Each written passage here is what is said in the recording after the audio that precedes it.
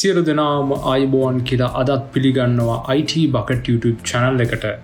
කලින් වීඩියෝ එකේදී මම කතා කරා Windows වල එන මේ system restore කියන්නේ මොකක්ද? system restore වලින් කොහොමද අපේ computer එක නැත්නම් laptop එක Windows එක desktop එකට boot වෙන්නේ නැති වෙලාවට මේ system restore එක අපිට ප්‍රයෝජනයකට අරගෙන කොහොමද ඒක නැවත වැඩ කරන තත්ත්වයට අපේ කම්පියුටර් එක ගන්න පුළුවන් වෙන්නේ මොන විදිහටද කියන දේවල් සම්බන්ධයෙන් මම කලින් වීඩියෝ එකදී කතා කරා. ඒ වීඩියෝ එක බලුවේ නැත්නම් ඒ වීඩියෝ එකේ link එක මම පල්ලා description box එකෙන් දාන්නම්. මේ වීඩියෝ එකෙන් අපි බලමු කොහොමද system restore point එකක් අපි කලින් create කරගත්ත system restore point එක use කරලා අපේ කම්පියුටර් එක නැවත වැඩ කරන තත්ත්වයට අරගන්නේ කියලා. එහෙනම් අපි යමු වීඩියෝ එකට.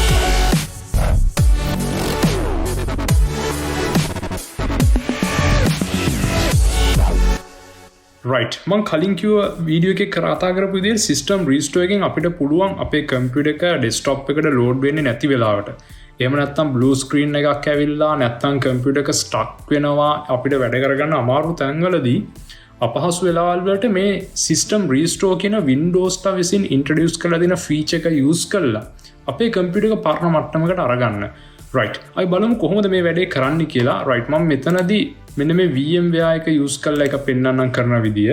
හරි. අපි මේකට මුලින්ම අපේ කම්පියුටර් එක දැන් මම මෙතනදී use කරන්නේ Windows 10 operating system එකට. මේක Windows 7, Windows 8, Windows 10, 11 ඕන එකකට use කරන්න පුළුවන්. right. මේකට අපි මුලින්ම අපේ කම්පියුටර් එක bootable pen drive එකක් නැත්නම් Windows තියෙන bootable DVD එකකින් කම්පියුටර් එක boot කරගන්න ඕනේ. right. මම ඒ විදිහට boot කරගත්ත Windows 10 මෙන්න මේ විදිහට අපිට display එක ඇවිල්ලා තියෙනවා. මේක Windows 10 operating system එක pen එකකින් bootable කරගෙන තියෙන්නේ. right. මේ window එක ආවට පස්සේ අපිට පුළුවන් මෙතන තියෙන next කියන button එක click කරන්න.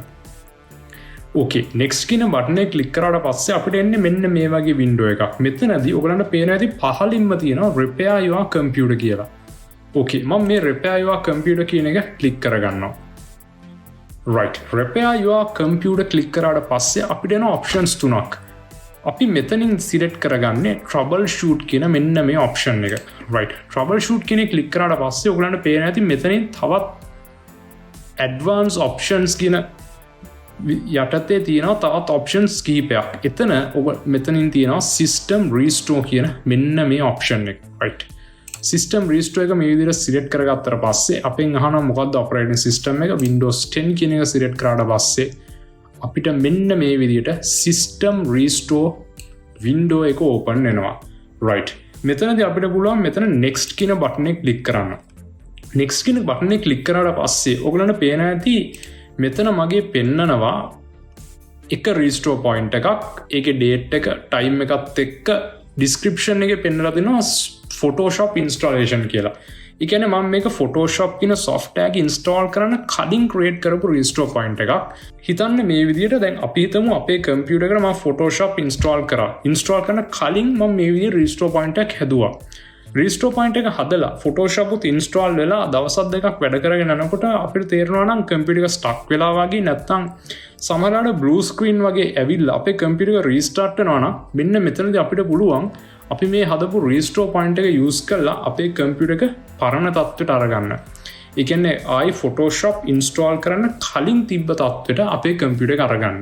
එතකොට ඒ times දෙක අතර අපි හිතමු අද date එකයි මේ Photoshop install කරපු date එකයි ඒ වගේම අපි restore කරන්නේ තව දවස් දෙක තුනකින් පස්සේ නම් ඒ අතර කාලය තුලදී අපි install කරපු softwares මේ system restore එකේදී delete වෙනවා. නමුත් අපි ඒ අතර කාලයේදී copy කරපු අපේ Word documents, PowerPoint, Excel, PDF මේ documents වලට කිසිම හානියක් වෙන්නේ නැහැ. අපි install කරපු softwares විතරක් delete වෙනවා. අපිට ඒක බලන්න පුළුවන් මෙතන scan for affected programs කියන එක ටික් කරලා.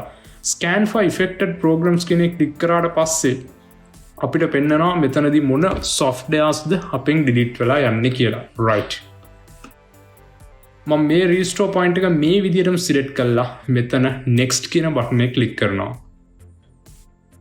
okay next කියන button එක click කරාට පස්සේ අපිට එයා පෙන්නනවා මේ විදිහේ summary එකක් drivers වලදී local disk C එක මේ විදිහට restore වෙනවායි කියලා. okay මම මෙතනින් finish කියන එක click කරනවා. ෆිනිෂ් කියන එක ක්ලික් කරාට පස්සේ අහනවා system restore cannot be interrupted. මේක interrupt වෙන්න දෙන්න එපා. මේක දිගටම continue වෙන්න දෙන්න කියන එක. right. මම මෙතනින් yes කියන එක ක්ලික් කරාට පස්සේ අපේ system restore එක මේ විදිහට start වෙනවා. මේකට පුංචි time එකක් ගන්නවා. right. මේ විදිහට අපේ system restore එක complete වුණාට පස්සේ අපිට මෙන්න මේ වගේ screen එකකින් අපේ restore එක successful කියලා එයා message එකක් දෙනවා. okay.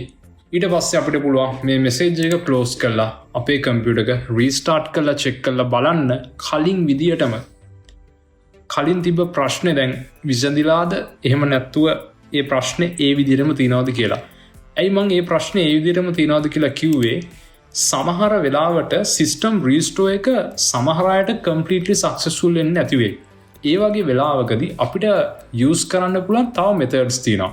ඔයගලන්ට පේනවා ඇති මේ සිස්ටම් රීස්ටෝර් කියන්නේ එක ඔප්ෂන් එකක් විතරයි. ඊට අමතරව අපිට යූස් කරන්න පුළුවන් තව ස්ටාර්ට්අප් ප්‍රෙපෙයා කමාන්ඩ් ප්‍රොම්ප්ට් එක යූස් කරලා අපිට කමාන්ඩ්ස් ටයිප් කරලා වුණත් අපේ කම්පියුටර් එක රිකවර් කරගන්න, රීස්ටෝර් කරගන්න, අපේ පරණ මට්ටමට වැඩ කරන තත්ත්වයට ගන්න අපිට මේ දේවල්වත් යූස් කරන්න පුළුවන්. අපි ඉස්සරහා වීඩියෝස් වලදී බලමු කොහොමද අනිත් ඔප්ෂන්ස් යූස් කරලා අපේ කම්පියුටර් එක කලින් විදිහටම වැඩ කරන තත්ත්වයට ගන්න කියලා. මේ හැම දෙයකදීම අපි දැනුවත් වෙන්න ඕනේ ෆෝමැට් කරන එක ස්ටෙප් එක තමයි අපි කරන අන්තිම ස්ටෙප් එක. නමුත් ෆෝමැට් එකට කලින් අපිට මේ තියෙන ඔප්ෂන්ස් යූස් කරලා බලන්න පුළුවන් ෆෝමැට් නොකර අපේ කම්පියුටර් එක නැත්නම් ලැප්ටොප් එක හරි ගස්ස ගන්න නැත්නම් ගොඩ දාගන්න පුළුවන්ද කියලා. right. මම හිතනවා මේ වීඩියෝ එක ඔයගලන්ට වැදගත් වෙන්නේ නැති කියලා. වීඩියෝ එක හොඳයි නම් වීඩියෝ එක like කරන්න, යාළුවන්ටත් බලන්න, වීඩියෝ එක share කරන්න. channel එක subscribe කරලා channel එකත් එක්ක දිගටම රැඳිලා ඉන්න. තවත් වීඩියෝ එකකින් අපි නැවත හමු වෙමු.